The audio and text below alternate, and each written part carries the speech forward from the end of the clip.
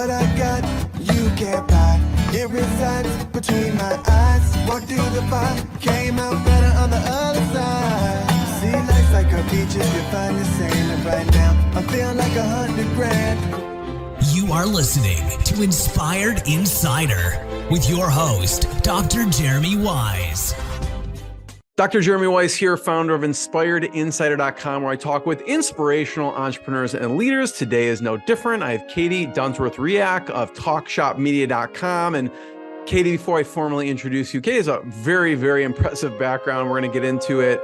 Before I formally introduce you, I always like to point out other episodes people should check out of the podcast. We'll talk about what you learned at 1-800-GOT-JUNK, right? Mm-hmm. And Cameron Herold has some amazing books. He's been on the podcast a few times, and Katie will talk a little bit about that because she has a personal relationship with Cameron throughout the years. And another one, since this is part of the Top Agency series, I did one with Todd Taskey. Todd Taskey has the Second Bite podcast where he actually helps pair private equity with agencies and helps sell agencies. So that was a really interesting one where he talks about valuations and the landscape. And what's interesting is he found that sometimes people make more on the second bite than the first, especially in private equity world. So that was really interesting. And Kevin Hergen was another good one of Spinia Tech. Kevin has had an agency since 1995, and he just talked about the evolution of the agency. And Kate, I know we'll talk about TalkShop Media because TalkShop Media has gone through an evolution from the start till now too. That and many more, check out on InspiredInsider.com. And this episode is brought to you by Rise 25. In Rise 25, we help businesses give to and connect to their Dream 100 relationships. And how do we do that? We actually do that by helping you run your podcast. We're an easy button for a company to launch and run a podcast. We do the accountability, the strategy, and the full execution. Katie, we call ourselves the magic elves that we're working in the background to make it look easy for the host and the company so they can run their business and, create great content. So, for me, the number one thing in my life is relationships, and I'm always looking at ways to give to my best relationships. And I found no better way over the past decade to profile the people and companies I most admire and share with the world what they're working on. So if you've thought about podcasting, you should. If you have questions, go to rise25.com. And I'm excited to introduce Katie Dunsworth-Reiach. She gained recognition after co-founding Smart Cookies at the ripe young age of 23 years old. And Katie was featured on Oprah, I think Good Morning America, and a multitude of other channels. And Smart Cookies was a money mentoring program. This led to her doing regular work in the media. She included co-hosting a W Network series. She co-authored 2 bestsellers with Random House and contributed regularly to CTV and Global News. She now owns multiple marketing and communication agencies, including TalkShop Media and IF. And her past clients, like I was mentioning, go far and wide: Bath and Body Works, Starbucks, Ford, SoulCycle, and many, many more. And Katie, thanks for joining me. Thank you. Thanks for having me, Jeremy. So just start off, talk about TalkShop Media and what you do. Yeah. TalkShop, we're a full service communications agency and marketing shop. And we really consider ourselves in the business of redefining how companies get known and understood. And that's any sort of mix of services from digital marketing, social media through to earned media, PR. I was mentioning earlier, we do issues management. And so it's just, full suite of comms services. So, TalkShop Media is over 12 years old at this point. Talk about starting IF. Yeah, well, IF was actually an acquisition. It was interesting. It was an acquisition of a really talented group that was retiring. We were actually looking at it through TalkShop. It's TalkShop. We've grown a lot via acquisition and have kind of like on and off, debated like, where's the line for us with marketing and communications? Are we going to go into creative services or do we sort of live more on the other side of the line, digital, that side of things? So I opted to go in with another colleague of mine and purchase IF, and it's been, it's a different animal. We really are a creative agency, sort of true advertising, which is in a lot of ways working with artists, illustrators, creative directors, a completely different business cycle. That's actually been, it's more of a passion project for me. It's I am a creative in an entrepreneur's body, and so I love the creative process, and I just think it's the most talented group of people. So it's been a lot of fun. Yeah. And then on the Talk Shop side, we really are, so that shop, so IF is sort of a smaller boutique agency. Talk Shop, we're independent, but we're about 60 people, just opened our office in California and Los Angeles, and have offices across Canada as well. Is that still a part of the strategy? Do you still want to do more acquisitions with Talk Shop? Absolutely. Yeah. Yeah. It's really about, for us, we're always looking. It is really about the talent that comes along with it. I'm not super into buying just like a book of business to buy it. It's, it works for some people. For us, we really liked to bring along great people that level us up. And often we bring a lot to the table too. And we've had a lot of success with that. And we've had some failures, and I could talk about that. What do you look for? Start off, what do you look for in an acquisition? Yeah. It just depends. So like, for market entry, so going into the States, when we went into Toronto, it just helps us, it expedites growth, right? So it sort of takes a known entity, and just like gives you a jumping off point. When we acquired in Toronto, we, really were looking for talent acquisition. It was a super tough time in the market. So we felt like, hey, there are two awesome founders who were getting out, more because they had another business that they wanted to pursue. So we didn't feel like, so yeah, we look for talent. We look for that. Does it fill a hole that we don't have? So at that time, we didn't have a ton of consumer brands. They were only consumer brands. So that was really good. I like the founders. Like, I think that, if you like them, that you're usually going to like the culture that they have built. So that matters. And it really matters to me that their legacy is looked after. So, Sam, who was one of the founders that we purchased it was called ROI at the time. Her agency, I still, we've stayed in close touch. I am so proud of the business that she's now doing. We've supported her in that. So yeah, that matters. And another shop we bought was an old friend of mine, actually through Cameron, we know each other, but yeah, we've remained incredibly close. So that matters. What about, do you want them to be at a certain revenue level? We tend to I don't know that this is going to be a strategy that we'll continue to pursue. It was sort of that like, hey, you got to start somewhere. We were really looking like sub $2 million because that was not a market that was very, there wasn't a lot of action there. And more often than not, we were looking for founders who were just like, they didn't want to stay on. It was a healthy business. Yeah. So that was sort of now as we've matured, I have less, the acquisition, like the transactions were not big transactions. Like one of them, my lawyer was like, my time is going to cost more than this acquisition. So like, so they weren't massive, but they sort of like made some waves and we learned something. But yeah, now we would be looking more at where, or maybe a little larger. Yeah. Profitable, in a different segment. There maybe there's some like technology or proprietary things that we're interested in, that kind of stuff. What about, funding acquisitions as far as, I know there's a lot of different ways to structure it, using, obviously your capital or a loan, or how did you look at structuring? You're gonna get me on my soapbox of Do it for women, because I actually think there's a lot less conversations with female-owned businesses about how to structure acquisitions. I really felt like we ran up against more.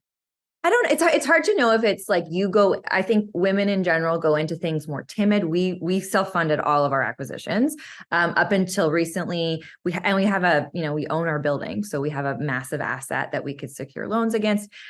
We were not getting we were not a huge business until, we're not even a huge business now. We're about $10 million, but yeah, we just weren't getting, I don't know if we weren't asking the right people.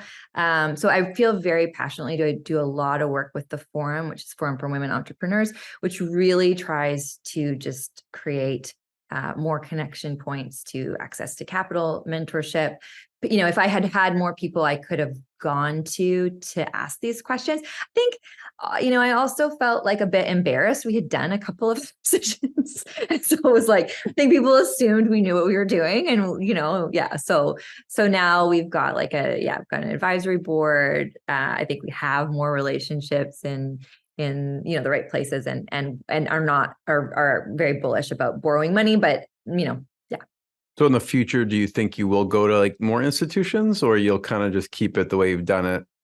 I wouldn't rule it out, but I don't think that it's like, it just depends on what. It's not the strategy you'll go after. Yeah. I had Cheryl Conti on. It was an interesting interview of Impact Seat, and that's what they were doing. They were looking at funding more minority female-owned businesses. Impact investing is so important. Yeah. Yeah. So that was interesting to hear a conversation. She was saying exactly what you were saying, basically, is like, even when she went into boardrooms to get money, she felt discriminated against because of gender and race. Yeah. Yeah. I mean, it's crazy, even like in, purchasing an asset. So buying a building that houses our head office. Women have to produce more paperwork, have more, co-signers and I mean, we had a ton of money to put down. So it's a massive problem. And I know this from my Smart Cookies days of really focusing on financial literacy for women. This is just not a conversation women are having. We are not, though women are much better investors, our track record and the way we manage money, we're not risk takers. So I think that's very much been our pattern, is like, we've self-funded, like we have done the bulk of it ourselves. And I look back and I'm like, why? Money was so cheap. Why on earth did we tie up our own money to do that? But yeah, so I think it's just really important that you are surrounded by, the right conversations, the right people, and then that we push for that better access, because women are damn good with money, if you ask me. Yeah, Cheryl told some kind of crazy stories about being discriminated against in these boardrooms, real specific examples. So I encourage people to check that episode out. But we'll talk about how Talk Shop Media evolved. But you mentioned failures. So where do you want to start? We have to dig into that. I mean, I had Thomas. He founded Republics, and he grew his agency through acquisition to 38 million in 3 years. But he was talking about, and his background came from that was his background in doing acquisitions. So that was what he did before he had his agency. But he talked about even knowing what he knew, failures that occurred. And so, yeah, I'd love to hear what you learned from some of those. Yeah. So I think the biggest thing for us was really, sometimes if we found something for a great price, I was so proud of myself. One of the deals we were doing, it was they were sort of dragging their heels back and forthing on, in Canada, there's a tax exemption that you can get if you do a share sale versus an asset sale. And we were like, we are not doing a share sale. So if that's what you want, that's just not happening. And so that prolonged the process. Anyway, the pandemic hit, and then they were suddenly like, just kidding, everything's fine. You can have, let's just sign. And we were like, no, you're a heavy to hospitality and retail. So we're going to just take a beat while the world is closed down. And then by the time we reconnected, they had lost 80+% of their clients. So, I mean, we picked them up. You dodged that bullet. Oh man, totally. And my lawyer said, you could do this deal on your credit card if we're just doing the baseline sort of math that they had outlined. So we were like, great, what a good deal. Well, it was a terrible deal. They were not profitable. We rushed due diligence. So we ended up, inheriting really a team of basically I said like, we got them and then found a team of unpaid interns in the closet who were like churning out work that like, we wouldn't obviously do that. And so then you're like, oh my God. So we really ended up, when I we did a hard push probably 5 years into our business of really zeroing in on, profitability and EBITDA. And it was like up, down, or out. So up meaning like we have to up their retainer, down as in we reduce the amount of time, or out as in we can't make money on them and they have to go. And it was shocking. We went from sort of a sub double digit profitability number to 30% in a year, and it was like, didn't compromise on service, didn't compromise on quality, just like actually measured what we were doing. Anyways, and so that actually ended up costing us a ton of money. And we did that deal also on just the premise of like, oh, well, we're acquiring great talent. Well, the talent all friggin' left because they didn't subscribe to how and it wasn't, they didn't like it. It was just like, well, they should be able to spend unlimited amounts of time doing influencer mailers. And we were like, no, we're not going to do that. I like how you said that, how you thought about it. I'd love to know how else you found to best integrate, but you said you kind of categorize as up, down, or out. Mm-hmm. Yeah. Yeah. What else helped the methods when you do integration with a new company? I think, and it really is up to the owner. Most places don't want you to meet the team until the deal is done. The ones where we have met the team and they've been really transparent, it's so much more seamless because they can come in, they can tour your operation, they can ask your team. We've really tried to just do open doors. I think the other thing is to not just immediately upon acquisition be like, well, you work here now and this is how we do things, and everything that you've worked on doesn't exist anymore. It's like, we really try to give a 6-month period of like, you have some awesome processes. Let's see how you're doing this. And we don't change a thing. In some cases, we'll actually like the one that I think was the most successful, we had them continue to operate under their old company for about 3 months and then made the announcement. So they were like technically under our roof, but we didn't publicize it. And then by that point, we had really worked out sort of the back end of that. And the team was able to integrate. So we still operated like we had, all hands meetings together. We have like a weekly sales meeting. So they were part of that. That probably went the best. And then I think, just the more you can spend really getting to know the individuals too. I think that they just sometimes become an afterthought.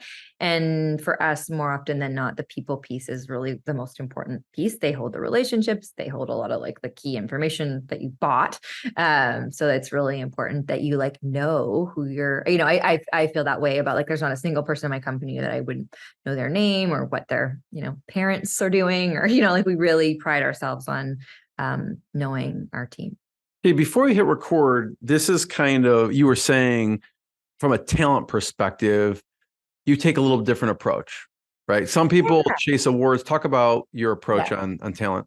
Yeah. So we're always ranked like a top 100 employer. And we really, realize from our clients that what matters the most is like we're looking. Oh yeah, there we are. If you're listening to the audio, I am pulling up the talkshopmedia.com website. We're on the careers page, but keep going. I'm just gonna. We're overhauling our website, but it's our careers page. Yeah. So we really made a pledge to have the best talent, which means to get the best talent. We're competing against the tech companies, and we're head office in Vancouver, where like Lululemon is a massive employer here. So we had to be very competitive. And so, that really meant not just being values based, but showing up and giving our people what they wanted. That was, more time off, better maternity, parental leave. We've really invested in justice, diversity, equity, and inclusion. We call it JEDI. We also have sort of an in-house entrepreneurial, we call it InResidence, where we both invest in and encourage our team to help build businesses that we can, take a bit of an equity stake in and really, but do it still while having like full-time employment. Daily I want huddles. to talk about the in residence for a second because I read that and I found it very interesting. But maybe let's pull out, we're looking at the talk shop values here, right? Get it, seek solutions, keep good company, pursue bright ideas, be business minded. Wonder if which one, just to talk about one of these and how it came about.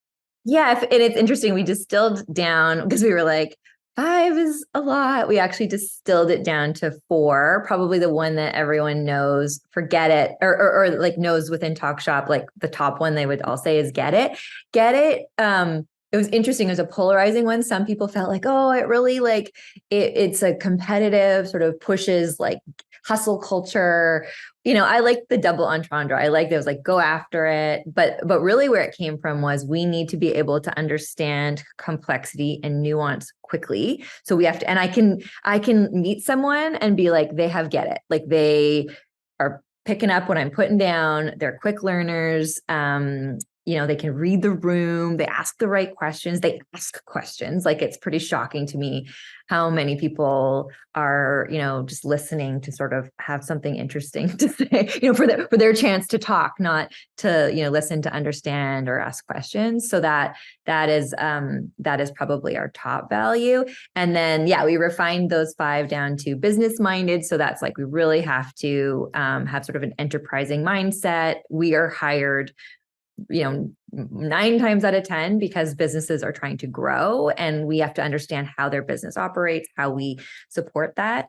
Care wildly is sort of where we've merged a couple of those values. So that I think is what sets us apart is, I'm not saying knowing everyone's name, but really having meaningful connections with one another. I am the most proud probably of anything that we've done of there are lifelong friendships. People are in each other's weddings. There's kids that are, born that we have close relationships with.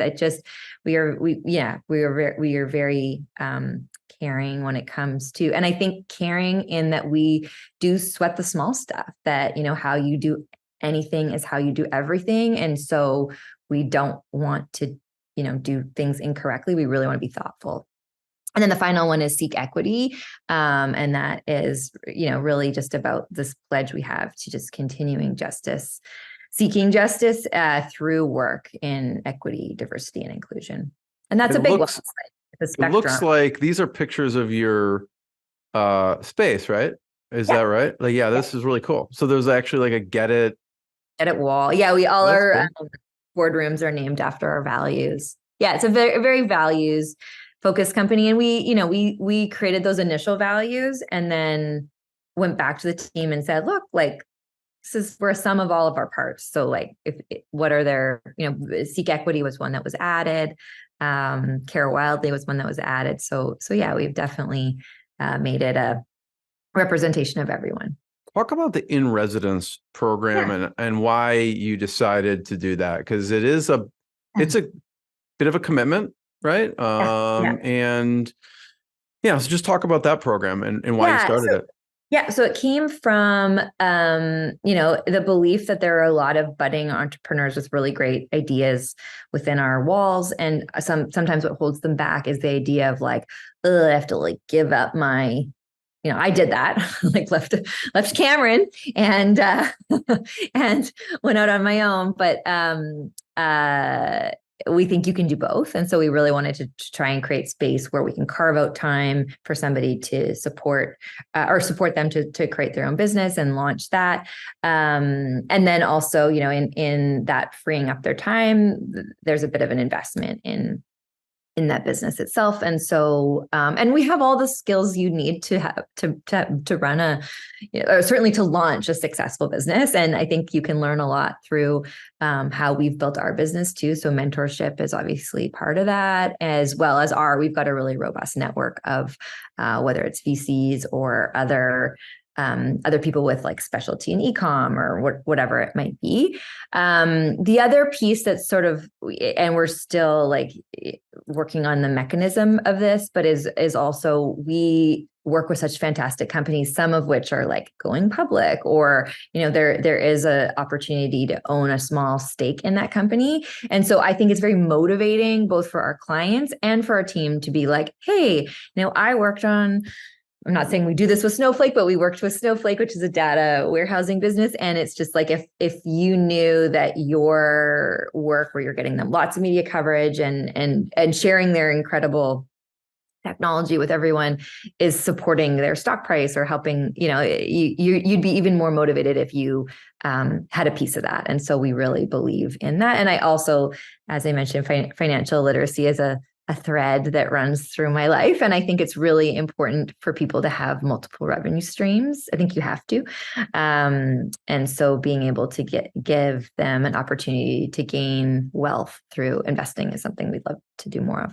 What would an ideal scenario in the in-residence program look like? Like, would they still be working, let's say, at Talk Shop Media, but also like what do you envision? I mean, the ideal scenario is they're so wildly successful that they love the business that they've built, and they transition out of the role, and we can sort of see that horizon coming. We haven't gotten there yet. I think the uptake has actually been surprising. People love the idea, but actually taking that leap of bringing something to market. We've done 2 small ventures. One was a daycare. The other was, more of a training business, and learned a lot. But I've been surprised at people's appetite. It's all gonna, I think it takes shape in so many different ways because everyone's different. So but in ideal scenarios, someone's coming, they're working there. Maybe they have this other thing that they want to pursue, and then Talk Shop will provide advice and maybe some funding. Oh, yeah. I mean, this is the thing. We're sitting on cash. So we're like very bullish on putting money into things if we feel like it's the right, it's the right model. Yeah. Talk about, how would you make it first to 1-800-GOT-JUNK? This is a good story. So, so when I applied, if I was 23 when Smart Cookies, I think I was maybe 20. I think I got hired. I was a very mature, I kind of blew through. I didn't go to traditional university. I went to like a technology school, sort of blew through like a broadcast journalism program, landed in like I did my first job was marketing junior mining companies, which ironically taught me about penny stock investing. So I think I was like 19, day trading, silver companies, which if I had held one of them now, it's a copper company that I held back then at like 20 cents. It's now worth like hundreds of dollars. I was like, I would have paid for everything. If only I had known. Anywho, so I, from that job, I had met a guy at a party. His name was Christopher Bennett, and he worked at 1-800-GOT-JUNK, and I just remember him loving it so much. And there was I wanted to sort of move from marketing, which was not my favorite, to not my favorite, but like I really love journalism and I love writing, and to more to PR. And so it was at 1-800-GOT-JUNK. They did these group interviews. So it honestly was, I think, brilliant. It would be harder to do them now. But back then, so they rounded up, the top 8 applicants. I think there was probably 7 or 8 of us in a room. And it was Cameron, who's I think he was the COO, or maybe not. He was in ops. And then I think it was actually Christopher. And so they go around, so they just sort of rotate. So they maybe ask 12 questions and they rotate their way around. What's the top media coverage you've gotten? One of the final questions was like, what are your salary expectations? And so I was in a room with like, professional, seasoned PR folks or comms folks. And so this is probably the early 2000s. So they were, 80, 100. And I probably was making sub $40,000 at the time. And I was like, if I can make $45,000, I will. Anyway, so then I was like, well, I can't. If everyone's saying 100, like I can't. I need to say like 50. And then one of the questions they asked was like, who do you think did the best in this interview? I was shocked at how many people said themselves. And I was like, well, first you're going to say yourself, but like, you should. Anyway, so everyone said themselves. And so then I also knew, this was funny too, about like reading the room. So I knew one of the Cameron is very expressive. So you can read him like a book. And I could tell that he had a connection with this woman. They'd gone to high school together or something. And you could tell he just thought she was great. And so I was like, well, they're obviously going to hire this one. So or he likes her. And he's Is that what you said? So I said, oh, I thought Lindsay, like she didn't actually have a super strong interview, but I was like, I think Lindsay made a lot of good points. And I chose her anyways. So they hired us both. So what did you say for the salary expectation at the time? I said 50. And You so did. I'm sure they were like, well, we can get two of them for the price of what everyone else wants. So yeah. But you know what? That was a good, two things I took from that. Hiring two people. We were so competitive with each other. And she was like a ski racer, like a, not professional ski racer, but she like was very just a competitive personality. And I am too. So, and I remember being like, I can write. Like she wasn't a very good writer. So I was like, you might outwork me, but I will outwrite you. And so, yeah, it was good. So they got a very hardworking team. We really set the stage for performance within that company. What else did you learn working there and from Cameron? Oh my gosh. I think, one of the things I still do to this day, they call it goal setting and review, GSNR. We do a GSNR at Talk Shop. It's just such a simple but important process of asking like sort of three main questions. Like where do you want to grow? Where do you think you need to improve? And then what can we do to get you there? Are kind of the main themes. And we really do, we use this great technology called Bamboo HR. So it's like you can do all of it. It kind of keeps it all centralized in the cloud. I would say the other thing, they do those huddles. I would say we've definitely taken the huddle model. I saw on your page, even on the careers page, it says daily huddles, weekly creative sessions, quarterly town halls, and then sunshines. Yeah, Sunshines. Yeah. Sunshines is straight out of like the sorority system, which is sort of like a shout out. It's like the idea of catch people doing things right. We've morphed that to, I kind of went back into we have a managing partner. So one of my partners kind of runs day-to-day operations, and she was on a mat leave.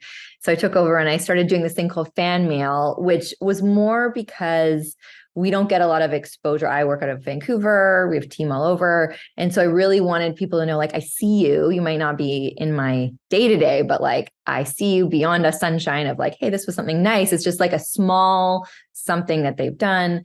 So we do fan mail as well. So it's every Friday. There's like a recap of, We'll go into some of the evolution of Talk Shop, but I have to ask, where does Oprah fall into this whole scheme? Yeah. So Oprah I was working at 1-800-GOT-JUNK, and this is a good story too. So it was like, so Brian Spudamore's the founder. I think they're now O2Es. And so it was like his goal in life to be on Oprah and Ellen. And so I was always sort of the hack of those shows is they have a page like deep in the bowels of their website that are like upcoming segments. And so what I realized is like, oh, if you just start to like reply to the posts, you have a much higher, it gets read. And so, it was like, oh, is there a garage makeover we could do? I negotiated the whole hoarders relationship. Like it was cool to help them with some of that stuff. And so anyways, I was surfing Oprah. And I think while I was doing that, I came across this, like, do you have a story about the debt diet? And I had seen an episode. I was back in those days, you had to like TiVo the show because you were working. But I had seen it, and it was really sort of foreshadowing the 2008 recession, just saying like everyone is living beyond their means. This is what you need to do. It was sort of like an 8-part whatever. And so, and I was that person. I was like 20 in my early 20s and kind of blown through school, felt very like I missed my childhood. I'd missed my, young adulthood. And so how I was going to make up for it was just like have a fabulous life, have an apartment and nice things, and like just be so well dressed on my little $50,000 salary that I could not afford half of my life. And so it was, I wasn't in like an obscene amount of debt, but I wasn't I was spending more than I was making, and I was doing it for all the wrong reasons. And I just sort of knew deep down it was like not feeling good. And it was like problematic in my relationship. My husband's very frugal. So he was like, what is this? Like, great. So anyway, so we started to do, so we being a couple of girls from 1-800 Got Junk, and then a couple of other friends, were like, let's just work through this like little booklet the Oprah show had done. And so we had done really well. We had like, paid down a bunch of debt, more like I sold my car, we moved. I just tried to do a bunch of things to like cut expenses. And my big thing was like, I want to make more. Not really like, I feel like I'm not the best at spending less, but I can earn more and be better about how I spend that. And so anyway, so I wrote in, and like I said, I'm a good writer. And so I put my PR, hat on. And so it had been months and months and months.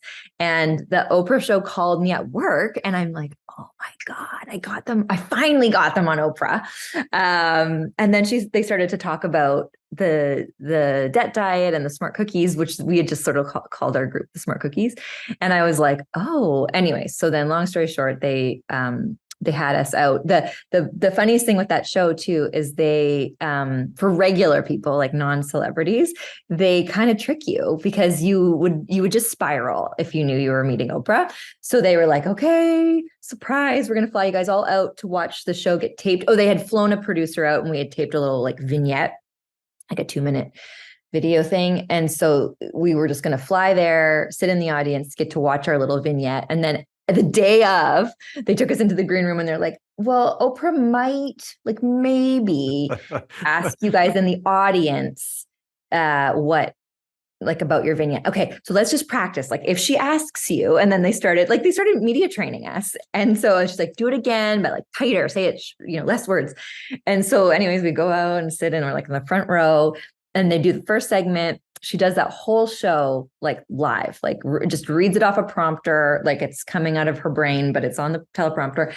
And so then they cut for commercial, and they put up like 5 stools, and then she's like, okay, smart cookies, come on up, smart cookies. We're like, what?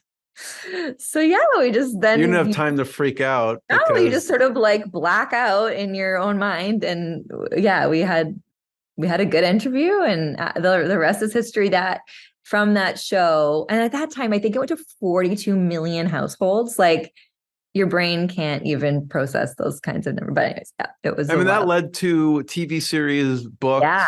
Also. Yeah. We got a lit agent. So Richard Pine, shout out, got us an incredible deal with Random House. We wrote 2 books with them. Got a TV series that eventually ended up being on the Oprah network as well. And it was amazing. It was really incredible.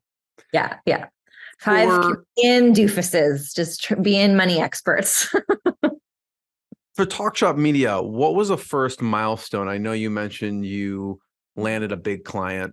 Yeah, I was going to say, probably winning Sotheby's International Realty Canada was really our first international client, and they had like zero confidence in earned media and PR at the time. They'd sort of blown through individual publicists, and and I think a lot of people, this is where business minded is really a value, is like we know we have to move the dial. Like people are not going to pay you if they're not seeing a return. And so, we really took the time to understand what was important to them. They were very clear, we're not in every market. We're not like Remax. We're operating in the top tier of luxury real estate. We really need to sort of own that area. And so one of the big things we help them with is creating like where you own data, you own information. Like if you are the source of really solid information that the media want, there will always be this like symbiotic relationship of them wanting to talk to you and vice versa. So we started doing these, we called them the top tier reports, which were really looking at, what's happening in the luxury segment in Vancouver, in Calgary, in Edmonton, and I was in Canada at the time. And that just started to generate a huge amount of coverage and sort of put their CEO on the map, put them on the map. And we were doing, one of our old values was being scrappy, but we did it in such a scrappy way where, I mean, now the data is so much more robust and we've been able to kind of grow with them and supporting that. But at that time, we were sourcing like MLS data with overlaying with things and just really trying to, obviously have good information, but do it in a way that was not what didn't cost them any more. And I think they appreciated that. And then as they grew, we started to grow with them. And yeah, it's been, as long as TalkShop's been around, they've been a client of ours and we just adore them. How did you attract them initially? Yeah, because like now you look at the site, I can pull it up, but like, Yeah. You have Starbucks, you have, you have Reddit, all these yeah. big companies, then you didn't. Mm-hmm. Yeah. We didn't know. God, we had like a car dealership and, like, no, not exciting clients. You talked about this earlier in the show, like relationships are everything. And I think that was how it came through. As a friend of a friend knew me. She was, I think, their VP marketing. And she just said, hey, I'll give you guys a shot. Normally this goes to the big firms, but I think you're scrappy and you guys would do a good job, but like, we won't even commit to a 3-month engagement. Like this is 1 month at a time kind of thing. We were like, great. And I take it. Bulk of my clients are like, if you tell me I can't do something, like watch me dedicate the rest of my life to proving that I can do it. So I think that in a weird way has been super motivating, is just, getting to get in there and prove them wrong. Here's the Sotheby's one you can see here. Really, I mean. Yeah, when I read the impact reports, it's like 30 million impressions, and like we do an ad equivalency value, and it's that's amazing. Talk about the evolution. So like you started off born out of PR. Just PR. Yeah. How did it grow? How did the services go from there? What did it look like? That is a great question. Let me think. So at that time, so it was PR, and PR was, it was fine. It was lucrative, but social media really came on the scene, and it was just sort of fractured. It was like the big agencies didn't even necessarily believe that this was going to be a thing, so they weren't doing a very good job.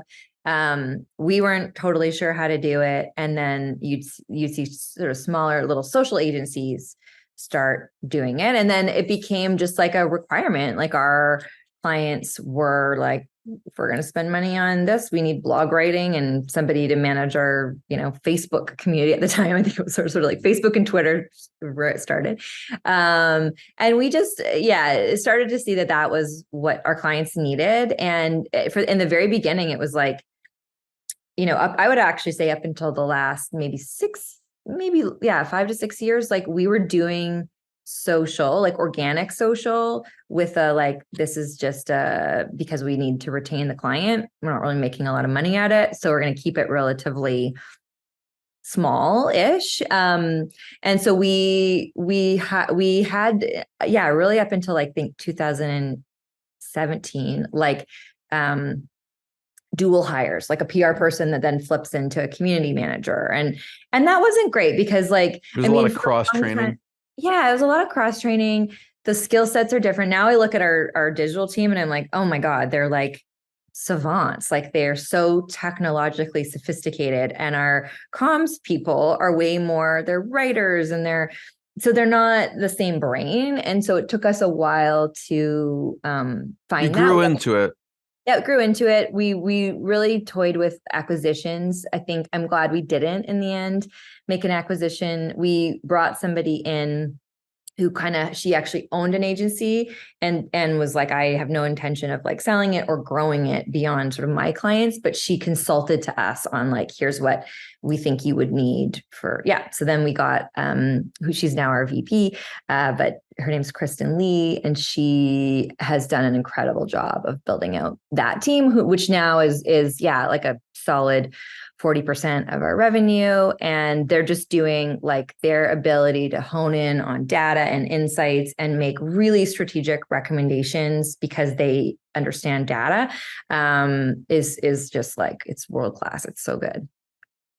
Katie, I know that you have some crazy stories from your journey, from what you've helped clients with, but so I want to talk about There's been data breach stuff you worked on. Yeah. There's been death stuff that you worked on. Yeah.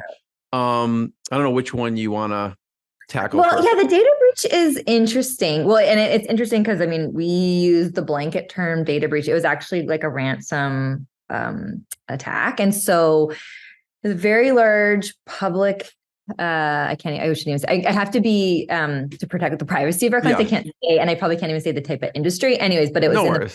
the public world. And at the time this was happening all across the country. And so I got the call that they were pretty sure there had been this attack and nothing was working. So right from their phones to their email to their payroll, they couldn't pay their people. And so what started happening is like speculation just runs rampant. And so then people are like talking to other people, and now it's on Twitter, and now it's on the news. And so once it's in the news, it's like trying to pull that back reel it back in is really, really hard. And so it was really fun. You sort of enter like a special, what is it, SEAL Team 6, like you come in, it was like me and the lawyers and the insurance company, and you just have to lay it down. Like, nobody speaks on this without like the expressed approval of like, we have to contain this. So in that instance, because there was already information that had gotten out there, we were like, well, would we have normally talked to the public about it? Especially when, the biggest thing I've learned through working with lawyers on these kinds of things is just like and in general, it's a good law for speaking to media is like, don't speculate unless you absolutely know with certainty. And even then, do you have to disclose that? Like, what's the advantage of disclosing it? So they weren't 100% certain, but they're pretty certain. But it had already gotten out there. So it was really about controlling the message. So then we really worked in concert with those two other parties to make sure that I can't say the person's name, but the person that was doing the briefings, there was a daily briefing to media so that it was, and that we really backed away from this is a ransom attack, and neutralize the language into like, there's been a breach, an information breach. We're still trying to figure out the severity of this, but this is what you can expect from us. And then really just making it clear that like we will be transparent. We're not hiding anything. People had a lot of fears about like they had their personal and financial information. Would that be shared? And so we just worked and really were able to contain that in a way that took it from an initial freak out to like it barely made the news afterwards, because they were so transparent. And so I think, I was saying to you earlier, like the rules for issues management, whether you're working on a death or in something like that, where there's like a ransom situation, are really, you need to have sort of a key team and a key infrastructure in place about how communication will roll. I would always err on the side of like, put nothing in writing, like next to nothing. Assume that everything that you write down is going to get flipped to the media or posted on Twitter, or, and that, just like, don't write it down. In another situation I worked on where there was a very tragic death of a young person, and it was really, it was catastrophic in a sense, and it was catastrophic. It would have been catastrophic to that brand. And so the mission that I was working on was like, we just need to contain this so that it doesn't become a headline news story. And so what we ended up doing was having like I said, we're going to have to, when these people come in, like we're going to have a conversation with every single person so that they know, yes, they know what happened, but you don't want to find that out secondhand, but that they're not seeing it in writing, that they know that there's a point of contact who will have an honest conversation, and that we've, pre-thought through every possible question, and we have like a significant response that we can give somebody who's like, what happened to somebody I know? Like, and again, like act with integrity and compassion. Somebody died. Like that is not where yes, we need to protect the brand, but we need to be human beings and acknowledging how traumatic that is. And so that also meant making sure the right resources were brought in place for the staff, for the individuals that, were in that space. So I think there's another book, maybe, Katie, it's like the rules for issue management. But some of the notes I took here was, really control the message, create some kind of neutral language. So it's not like over the top. You're addressing it, but you're not specific about it.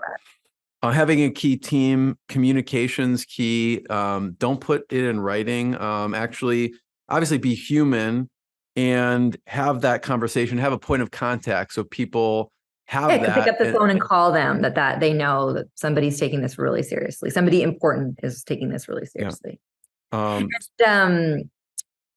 Sorry, I forgot what I was going to say. Well, as you think about that, the last question, because I know we're right at the time here, but it's just mentors and some of the influence. I know you mentioned Cameron Harold. Who are some other mentors throughout your career? It could be mentors you actually were personally mentoring with, or maybe it's distant mentors. A book or something like that. I've learned so much from people that I have mentored that it is equally so rewarding, and it teaches you so much. I would say so. Yeah, Cameron hired me. He I think inceptioned the idea that I was an entrepreneur and would one day have my own business. And so I credit him with that. Judy Brooks, who he actually introduced me to, who, she is just one of the most unsung entrepreneurs in the game. She's more than an entrepreneur, but she has an organization called Immerse Yourself. So she does immersions with, it is mostly entrepreneurs, but really creates this connection to community with this sort of like brain science. So understanding yourself. And then she has just been, she has been so supportive of me as like a working parent, as somebody who's worked, I've had many, many business partners. And so those often come with like a host of, it's like a marriage, right? So it comes with all kinds of challenges. And so she's really been incredible at helping us navigate through that. Judy Brooks is incredible. I had a financial mentor in very, very early days of the business named Bev Briscoe, who is also just one of the greats. And and she was one of those women who, award-winning CFO and just an incredibly brilliant financial mind, but also made, sort of sometimes the way that legal can sort of be overly complicated for a concept that you're like, okay, this means this, and this. She did that for me with finances, where she just really was like, you need a pro forma. This is what a perform, don't get hung up on doing it perfectly, but it needs to tell us these things. So we know, like, when will the money run out? When do we need to do that? She was incredible. I love it. First of all, I want to be the first one to thank you. Just thanks for sharing your stories, your journey. Everyone check out talkshopmedia.com and more episodes of the podcast. And thanks, Katie. Thanks, everyone. Thank you, Jeremy. It was so much fun. I appreciate it. What I got, you can't buy. It resides between my eyes. Walked through the fire, came out better on the other side. See, life's like a beach if you find the sailing right now. I'm feeling like $100 grand.